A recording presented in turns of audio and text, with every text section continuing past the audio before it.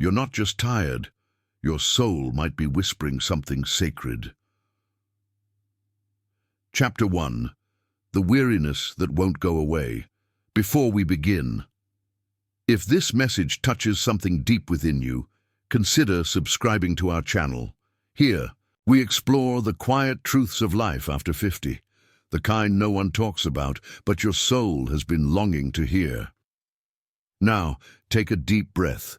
Let's begin. It starts subtly. You wake up, and instead of feeling refreshed, there's a heaviness. Not just in your body, but in your chest, in your spirit. You slept, you ate.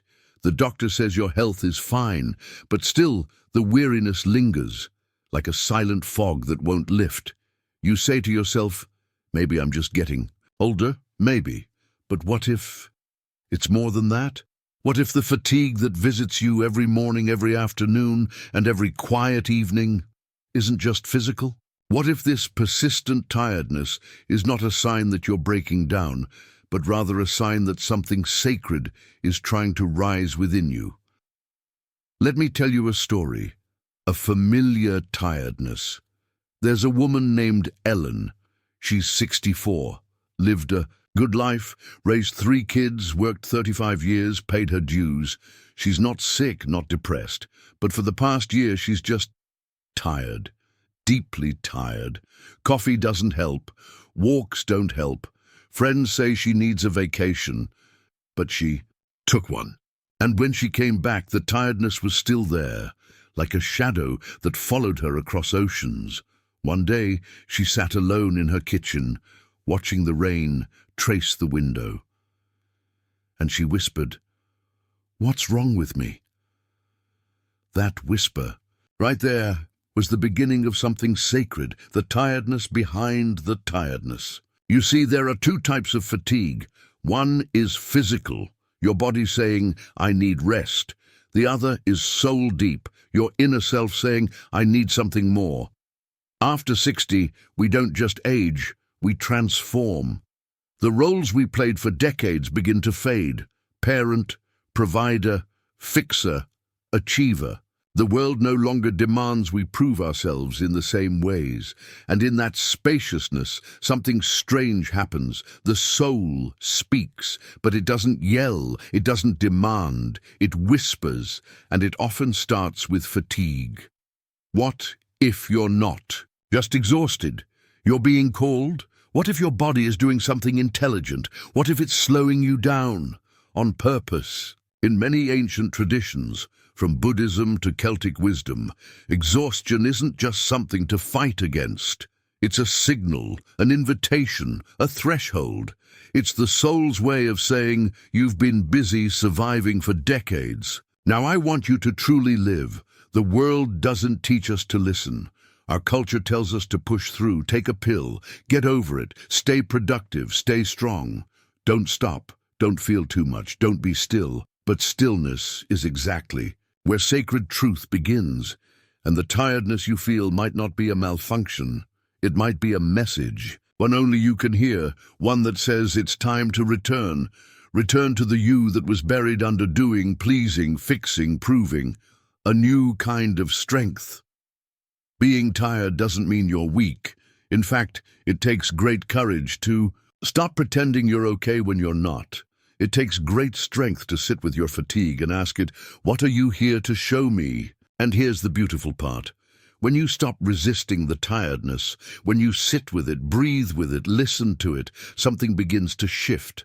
Not immediately, not all at once, but gently, quietly, like the first light of morning slipping through the curtains. You begin to feel not energized but clear, not busy but anchored, not young but wise. Let this be the beginning. So if you're watching this right now and you've been tired for too long, maybe it's time to stop trying to fix the tiredness and start listening to it. Ask your soul what it's been trying to say. Sit by the window with a cup of tea in silence and simply ask, what are you calling me toward? It might be art, it might be rest, it might be a long-forgotten dream. It might be something you've never dared speak aloud. But I promise you this, that tiredness is not the end of your story. It might just be the most sacred chapter yet. Chapter 2. The myth of just getting old. How many times have you heard this? You're just getting older. It's normal at your age. Don't expect to feel like you did at 40, it's said with a shrug, a sigh, sometimes even love. But underneath those words is something quietly dangerous. The belief that aging is a story of inevitable decline, that your fatigue means you're fading, that your slower pace means you're less valuable, that your dreams should be smaller now, if they exist at all. But what if none of that is true? What if the tiredness, the slowing down, the change in energy isn't about decay, but about transformation, a cultural lie we've all inhaled? From the time we're young, we're taught to celebrate speed, youth, and productivity. To be valuable is to be busy. To be lovable is to be strong. To slow down, that's failure, that's weakness, that's age. By the time we reach our 50s, 60s, and beyond, this belief is so deeply embedded that when we feel tired, we don't ask why. We just assume it's the inevitable next chapter. But what if that narrative, the myth that you're just getting old, is not truth but conditioning, a false story? And it's time to rewrite it. The truth about energy and meaning. Let me tell you something rarely spoken in our culture. Your energy doesn't decline because you're older. It declines when your life is no longer aligned with your soul. That's a bold statement, I know. But stay with me. Yes, the body changes. Muscles take longer to recover. Sleep may become lighter. But many elders, even into their 80s, remain vibrant, clear, and inspired. What makes the difference? Not just diet or fitness, it's meaning, purpose, connection, peace. Tiredness can often be a soul's protest, a refusal to keep living, a life that no longer fits, reclaiming the meaning of old. In many indigenous cultures, growing older is sacred. The elders are not ignored. They are revered. Their slower pace isn't a limitation. It's a gift, a way of walking through the world with presence, not rush, with wisdom, not noise. But somewhere along the way, modern society flipped that upside down. Now, older adults are told, stay relevant, stay active, stay young. But what if the true invitation after 60 is not to stay young, but to become deep? Story, The Mirror in the Mountain Cabin. There's a man named Robert, 67, who retired early. He'd worked in finance for 40 years, efficient, respected, always on the go. And then, silence. Retirement, space. No one needed anything from him. He thought he'd love it, but within 6 months, he began feeling deeply tired and deeply lost. One weekend, he drove up to a small cabin in the Colorado mountains. No phone, no email, just silence, snow and firewood. He sat by the fire and cried for hours, and what he said later was this: I wasn't crying because I missed my work. I was crying because for the first time in 40 years, I had stopped performing, and I had no idea who I was without all the noise. That fatigue, it wasn't his age. It was the grief of forgetting his essence. Aging is not a slow death. It's a spiritual return. What if we've misunderstood aging? What if it's not a slow disappearance, but a homecoming? What if your body is inviting you to live at a more sacred rhythm, one that doesn't burn you out, but brings you back to your breath, your truth, your stillness? We say, I'm not as energetic as I used to be, but maybe what we mean is, I no longer have the energy to do things that don't feel true. I'm no longer willing to betray my inner peace to meet someone else's pace. That's not decline, that's awakening. Rewrite the narrative. So today, I invite you to reject the quiet lie that tiredness, not brokenness. Maybe your soul is done with the hustle. Maybe your fatigue is holy. Maybe this isn't about getting older, but about getting closer. closer to your essence, your calling, your peace. Every wrinkle, every slowed step, every pause could be a doorway out of who you were told to be and into who you were always meant to become. Chapter 3. Listening to the whisper within. There's a voice inside you. Not the one that worries about bills, not the one that replays conversations from yesterday, not the one that keeps you scrolling late into the night. This voice is softer, quieter, ancient. It speaks not in words, but in feelings, longings, stillness. And it's been trying to reach you, gently, patiently, for years. But in a world that values noise, speed, and doing, most people never hear it. They confuse that quiet nudge with tiredness. They mistake that longing for sadness. They dismiss the discomfort as just aging. But you're starting to notice. You're beginning to realize this isn't just exhaustion. This might be a message. The soul doesn't scream. It whispers. Unlike the body, which signals pain with a sharp cry, the soul is subtle. It speaks in whispers. A feeling of disconnection, a sudden tear while watching a sunrise, a longing you can't name, a quiet ache for something more.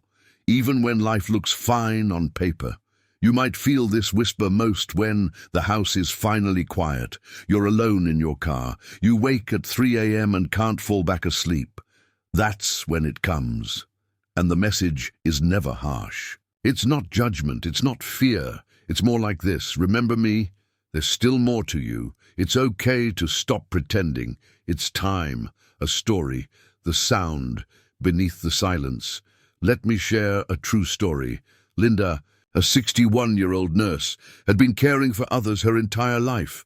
Patients, children, aging parents. She was the strong one, the dependable one, the one who had it all together. Until one day, driving home from work, she pulled into a quiet parking lot and sobbed. She didn't know why. Nothing dramatic had happened, but something inside her, something buried for decades, finally surfaced. She later said, "I wasn't crying because I was sad. I was crying because I finally heard myself again." That's the whisper. It comes when you least expect it, not to break you, but to bring you back. How to hear the whisper again. You don't need a retreat in the mountains. You don't need a life overhaul. You just need space. The soul doesn't compete with noise. It waits for silence. Try this simple practice, just 5 minutes. 1. Sit in stillness. No phone, no background. Music. 2. Place your hand over your heart. Gently. 3. Breathe slowly. Inhale, exhale. 4. Ask, what do I need right now? 5. And then, listen. You may not hear words. You may only feel warmth, a memory, a nudge, but something will. Not from your head, but from your soul. Why most people miss it and why you won't. Most people rush past the whisper. They drink coffee, watch the news, make a to-do list, push through the day. They don't realize that every time they dismiss the ache inside, they move further away from their truest self. But here's the thing. If you're watching this, you're different. You're not here for surface-level answers. You're here for something real. You're here because your soul is waking up, and you're finally ready to hear it. The whisper has a purpose. It's not random. The whisper inside you carries a message tailored just for you about the next chapter of your life, not the old you, not the you everyone expects, but the soulful, real, aligned version of you. Maybe it's calling you to rest, maybe to forgive, maybe to finally write that book, plant that garden, speak that truth, or love yourself more fully. Whatever it is, it's sacred. And it's time. Let this be the moment you begin listening. You don't need to figure everything out today. You don't need a 5-year plan. You just need to say, I'm ready to listen. Say it now, out loud if you can. I'm ready to listen. Let The whisper, know you're paying attention. Let your soul know it's safe to speak, because the most powerful transformations in life don't begin with action. They begin with awareness, with listening, and what comes next could change everything. Chapter 4. What your body is trying to tell you. Your body is not betraying you. It's not breaking down. It's not past its prime. Your body is talking to you, and the question is, are you willing to listen? The language of the body is sensation, but the meaning is deeper. Fatigue, aches that appear without warning, tightness in the chest, a lump in the throat that has nothing to do with illness. These are not just biological glitches, they are messages. Your body doesn't speak in words, it speaks in signals, and too often we silence those signals with coffee, with pills, with distractions. But what if your body is not the problem? What if it's your greatest messenger? What is it trying to tell you? When your body slows down, it's not always because it's failing. Sometimes it's because it's refusing to rush, refusing to carry stress that no longer belongs to you, refusing to pretend that everything is fine. Sometimes fatigue is your body's way of saying, you've ignored your truth for too long. You've carried too much that wasn't yours to bear. You're exhausted because you've been living out of alignment. Story: the woman who couldn't get out of bed. Karen, age 59, was known for being unstoppable. She volunteered, helped raise her grandkids, ran 2 community groups. Everyone admired her energy, until one morning she couldn't get out of bed. Doctor said it wasn't physical. She was perfectly healthy. Maybe stress, they said, maybe depression. But she didn't feel depressed, just empty, like her body had staged a quiet rebellion. In her own words, it was like my body refused to play along anymore. It wouldn't fake being okay. She spent 2 weeks doing what felt unnatural to her, resting, no productivity, no people-pleasing, just listening. And slowly, memories rose. Pain she had buried, dreams she had postponed, and a voice, soft but certain, whispered, "You've done enough. Now it's time to come home to yourself. Your body is a sacred partner, not a machine. We treat our bodies like tools. Push it, fix it, ignore it, drug it. We act as if it's here to serve our goals, not as if it's us. But your body is not just a shell. It's not separate from your spirit. It is your spirit, made visible. It holds memories your mind has forgotten. It carries truths you're not yet ready to speak. It knows what your soul is craving. Often before you do. When it aches, it's asking you to notice. When it's tired, it's begging for gentleness. When it breaks down, it's not punishing you. It's revealing what can no longer be denied. Listening is a sacred act. You don't need medical training. You don't need therapy jargon. You just need attention. Here's a simple practice. 1. Sit quietly and place your attention on the part of your body that feels most heavy. 2. Ask that part, what are you trying to tell me? 3. Wait. 4. Don't analyze. Just listen, like you would listen to a child you love. You may be surprised. You may feel emotion, warmth, or even images rise up. That's not your imagination. That's wisdom. What happens when you finally listen? Something softens. Something releases. Not all at once, but steadily. You begin to feel a new relationship with your body. Not one of control or frustration, but one of partnership. You stop fighting fatigue and start exploring it. You stop masking the aches and start honoring them. You begin to ask not, what's wrong with me, but what have I ignored for too long? And that one question can change everything. You're not weak, you're awakening. The world may tell you that tiredness is a flaw, that pain is weakness, that aging is decay, but your body knows better. It knows that every season of life brings new truths to carry and new truths to lay down. It knows that slowing down is not failure. It's invitation, invitation to rest, to realign, to release. The masks, to reclaim your sacred rhythm. This is the beginning of a new relationship. So the next time you feel that familiar heaviness, don't reach for caffeine. Don't force yourself to keep going.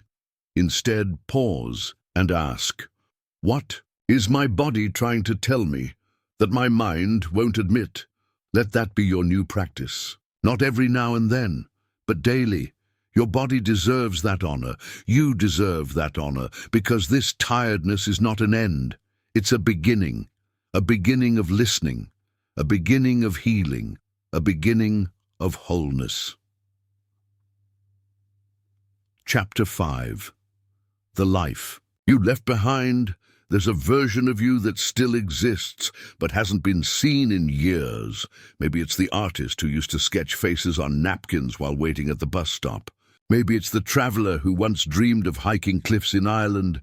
Maybe it's the soft-hearted poet who journaled under moonlight at age 17. That version of you is still alive, just quiet, just waiting.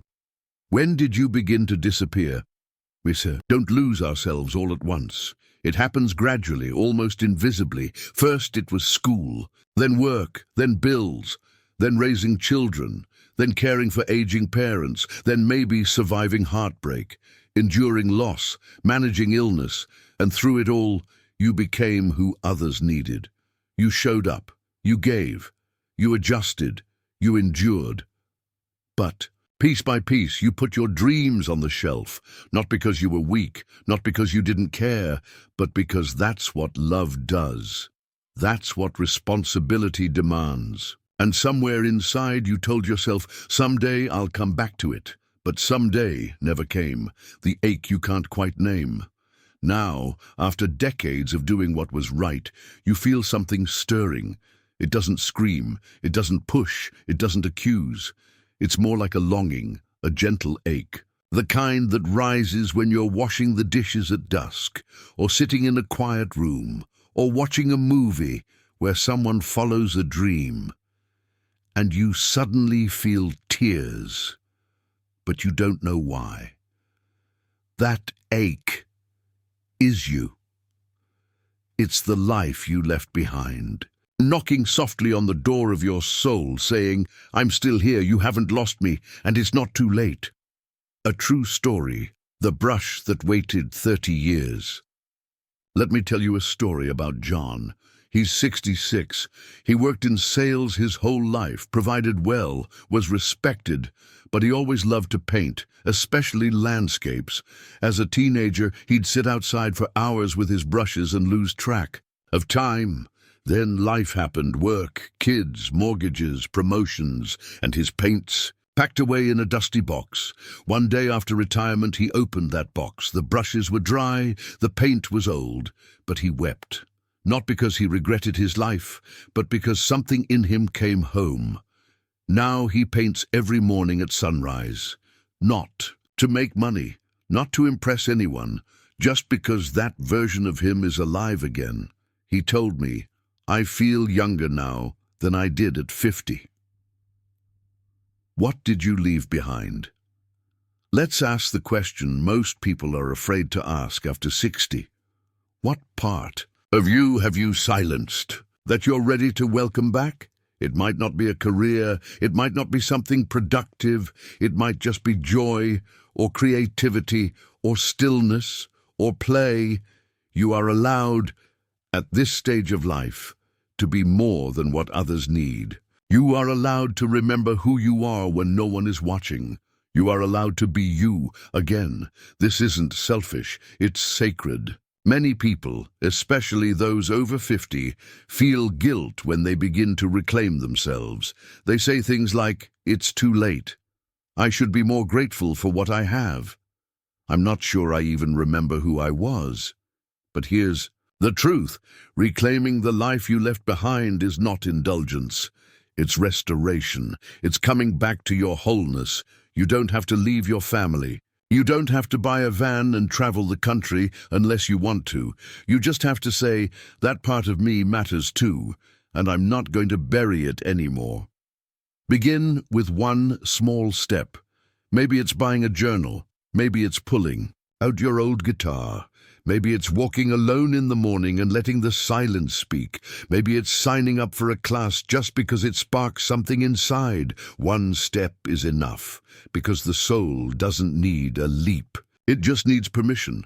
You are not too old, you are right on time. Who said you can't begin again at 60, at 70, even at 80? Who told you that dreams expire with age?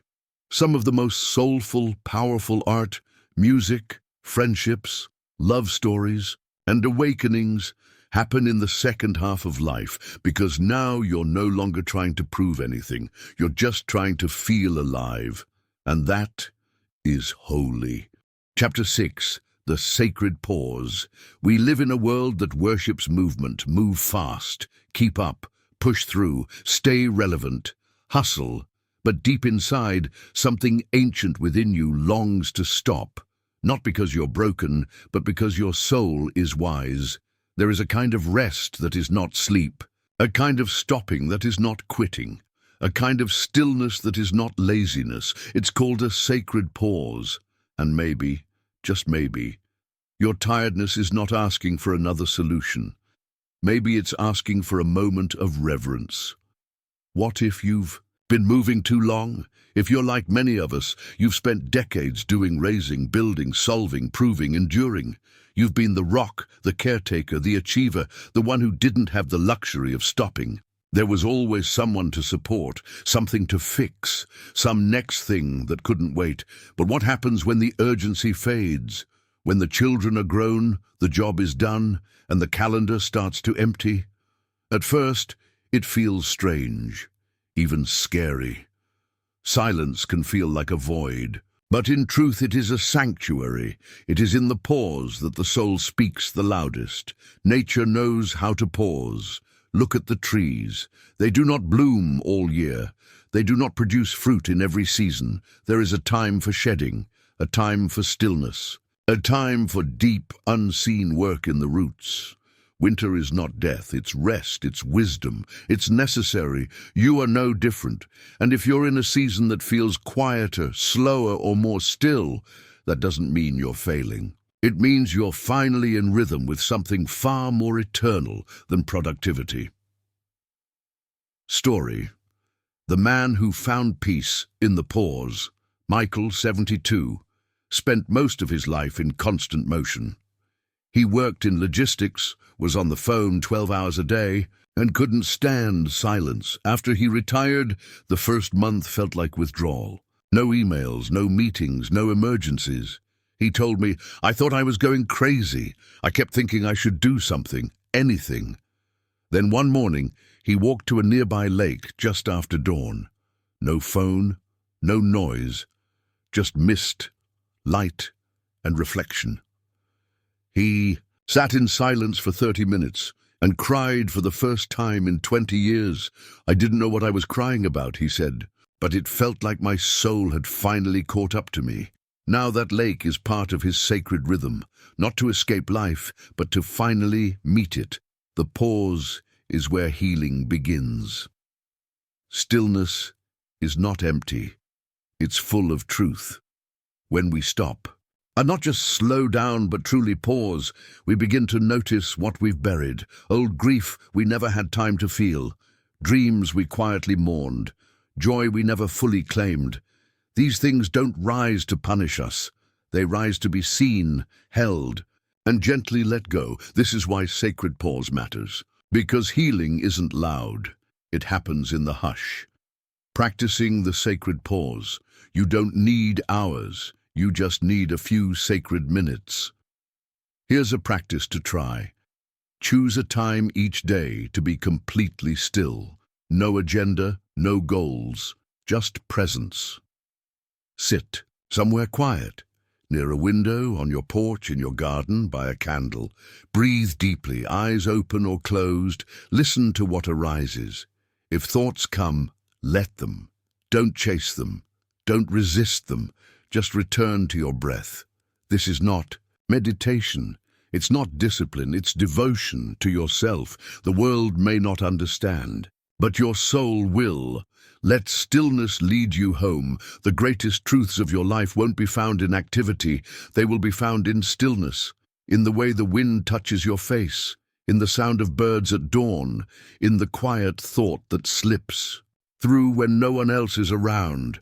You are not wasting time when you pause. You are stepping into time, fully, honestly, and sacredly.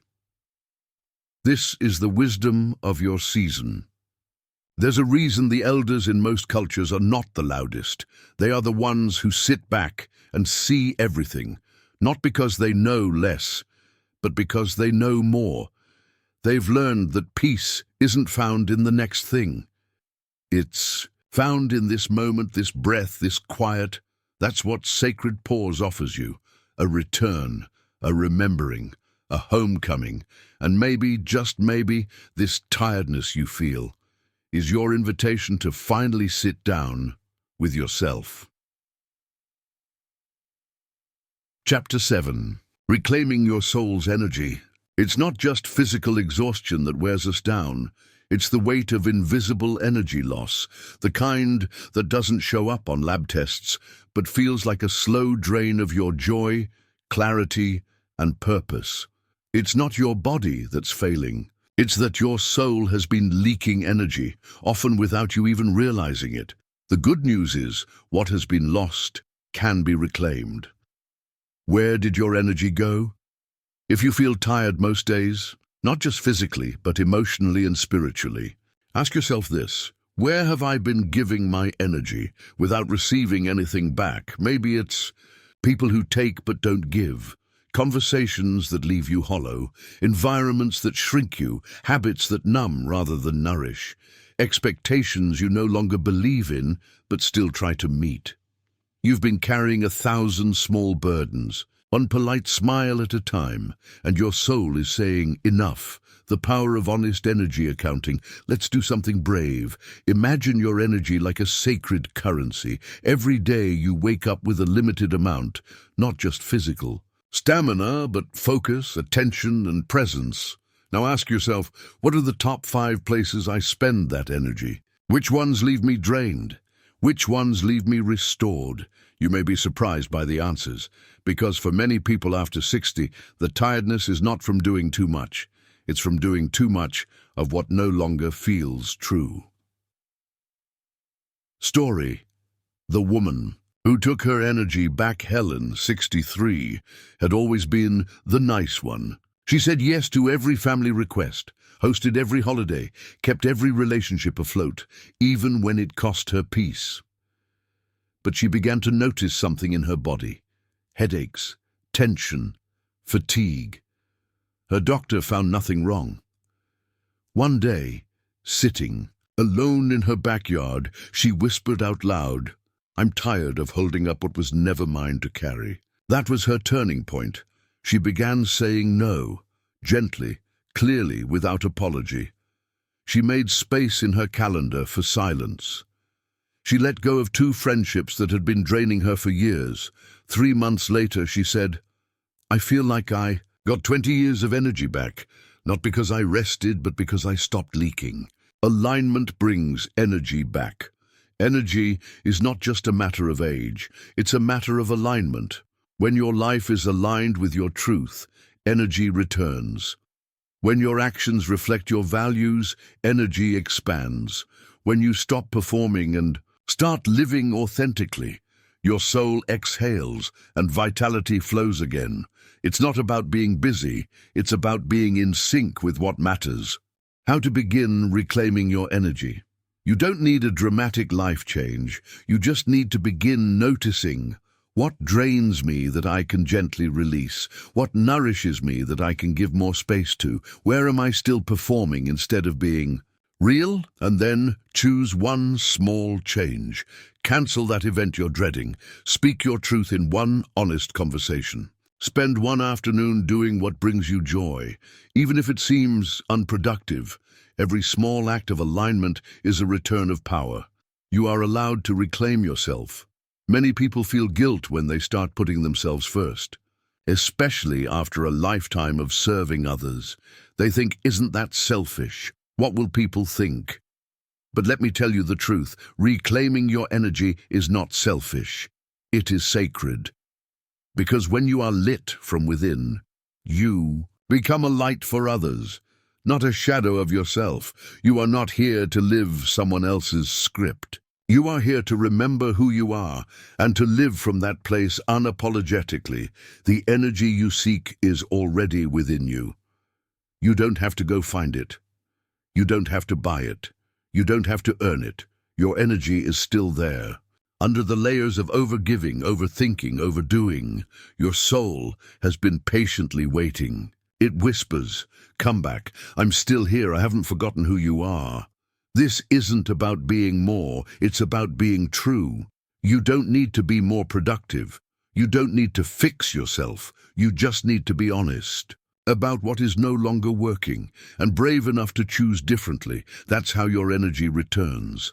Not in a lightning bolt, but in steady waves of truth. One aligned step at a time. Chapter 8. Aging is not fading. It's awakening. We live in a world obsessed with youth. Youth is marketed as energy, as beauty, as value, as possibility, and so as we grow older, we're quietly conditioned to shrink, to become invisible, to move to the background, to believe that our best days are behind us, that what we feel now is just a fading. But that's not what's really happening. What you're experiencing, the tiredness, the slowing down, the shift in what matters, is not the end of your story. It's the beginning of your awakening, the myth of fading. Yes, your hair may gray.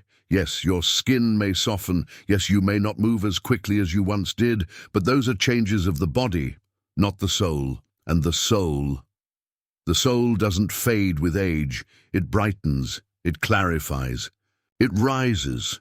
If you've been feeling lost, if you've been grieving your past vitality, it may not be because you're fading. It may be because you're waking up. What are you awakening to? You're awakening to what really matters, to the things you were too busy to feel before, to truths you once whispered but never shouted. To the presence, the peace, the wisdom that comes not from books, but from life lived deeply. You're awakening to the beauty of a slower pace, the joy of simplicity, the power of presence, the value of your own voice. This is not decay. This is depth. Story: the woman who thought it was over. Lillian was 70 when she said to her daughter, "I feel like I'm disappearing." Her daughter looked her in the eye and said, "No, Mom, you're not disappearing. You're just no longer pretending." That moment cracked something open. Lillian had spent her life caring for others, pushing through, playing roles. But now, in her 7th decade, there were no more roles left to play, only truth left to live. She began writing poetry again. She spoke more slowly, but more truthfully. She let go of needing to be liked, and for the first time in years, she felt alive. She didn't fade. She awakened. The inner light gets brighter with age. When you're younger, so much of your energy goes outward, chasing, proving, performing. But as you age, that energy begins to turn inward, not because you're collapsing, but because you're being refined. This is what the mystics knew. This is why, in many cultures, the elders are not pushed aside. They are the keepers of the flame, because their fire no longer burns wild. It glows steady, quiet, clear. So if your outer world feels smaller, maybe your inner world is expanding. You are not less. You are becoming more true. You are shedding layers, not losing them. You're letting go of who you were supposed to be, who you were taught to be, who you needed to be to survive, and what remains is real, raw, soft, strong, in a way that no longer needs to shout. This is awakening. It doesn't always feel good. It often feels disorienting, but it is holy. Let go of the mirror, look into the soul. We spend so much time staring into mirrors, watching lines deepen, eyes soften, skin sag, but we forget that the mirror shows only what is temporary. The soul does not age the way the body does. And when you look inward, truly inward, you may find that you feel younger in spirit now than you did decades ago, because for the first time you're listening to yourself. You're not chasing. You're not performing. You're not pretending. You're simply here, awake. This is not the end. This is the harvest. There's a reason autumn is the most beautiful season. The trees are letting go. The air slows. The world glows in golds and reds. It's not spring, it's not youth, but it is radiance, the kind that only comes with time, with season, with trust. You are in your harvest, the season of fullness, the season of reflection, the season of sacred knowing what you've sown in decades past. You now reap in wisdom. You were never meant to burn out. You were meant to light up. The world says be forever young, but the soul says grow old enough to become who you truly are. That's what's happening. Not fading, becoming you. Are becoming quieter, but deeper, softer, but stronger, less hurried, but more present. And that, dear soul, is not a sign of ending. It's a sign of arriving. Chapter 9. Your new sacred routine. Tiredness doesn't always mean you need to stop completely. Sometimes it means you need to start again, from a different place, not from urgency, not from pressure, but from intention. And the way back to yourself often begins with the smallest thing, how you move through a single day. The problem with routine, as we've known it. We've been taught to move through our days like checklists. Wake up, eat, work, fix, cook, sleep, repeat. But what if your life was never meant to feel like a task list? What if the rhythm of your day could actually become your medicine? What if your body is tired not because you're doing too much, but because you're doing it without soul? Ritual versus routine. What's the difference? A routine is something you do automatically. A ritual is something you do with attention and meaning. Brushing your teeth is a routine. Lighting a candle before you journal, that's a ritual. Drinking coffee while checking your email is a routine. Sipping tea slowly while watching the sunrise, that's a ritual. And when you fill your day with even a few simple rituals, your body begins to soften. Your nervous system begins to settle. Your soul begins to breathe. A true story, the morning that changed her life. Joanna, aged 62, had spent most of her life rushing mornings. Alarm, coffee, emails, news, pressure. She never called herself spiritual, but after years of burnout, she tried something new. She set her alarm 15 minutes earlier. She made a cup of herbal tea. She sat by the window, no phone, no noise, and just watched the light change. After 1 week, she felt lighter, clearer, less agitated. She told me, I didn't change my whole life. I just changed my mornings, and somehow everything else followed.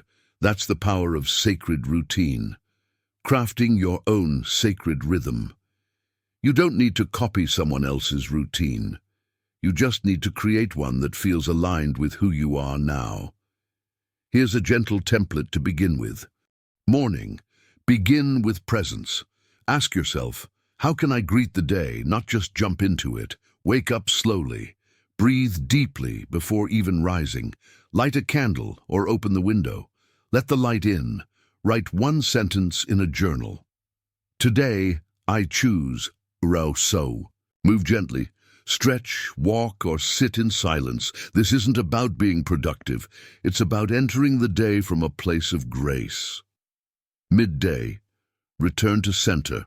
Ask yourself, am I still in rhythm with myself, or have I been swept away? Step outside for 5 minutes. Feel the sun or wind on your skin.